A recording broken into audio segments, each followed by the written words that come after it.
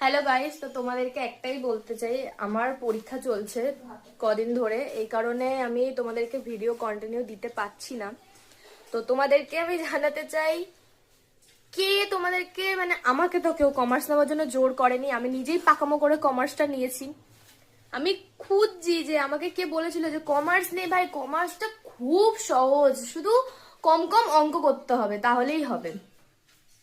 এখন যাই দেখি তার মধ্যেই অঙ্ক, অ্যাকাউন্টেন্সিতে অঙ্ক, ইকোনমিক্সে অঙ্ক, কস্টিং এ অঙ্ক, বিএসটি এটা শুধু পড়তে হয়, কিন্তু মাঝের মধ্যে মনে হয় যেন ওটাও কেন বাদ দিল, ওটা তো দিয়ে দিতে পারতো। মানে কমার্স নিয়ে আমি এত বড় ভাবে ফেসে গেছি, আমি কি বলবো তোমাদের। তোমাদের কার কার সাথে এরকম হয়েছে আমাকে অতি অবশ্যই জানিও।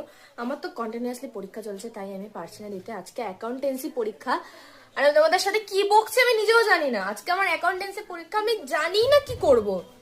মানে যাওয়ার আগে পর্যন্ত আমি দাগ কাটবো কখন, 2 ঘন্টা টাইম দিয়েছি, আমি দাগ কাটবো কখন আর অঙ্ক করবো কখন।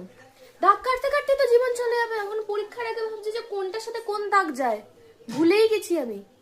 আমাকে তোমরা হতে অবশ্যই জানিও, আমার তো কিছুতেই মাথায় আসছে না যে আমি কি করে কি অঙ্কগুলো কমপ্লিট করব। তোমরা দেখতেই পাচ্ছ আমি রেডি হয়ে গেছি, আমি জানি না। তো চলো দেখা যাক যে কি হয়। তোমাদেরকে এই কারণে আমি ভিডিও দিতে পারছি না, তো তোমরা কিছু খারাপ মনে করো না, আমার পাশে থেকো, তাহলেই হবে।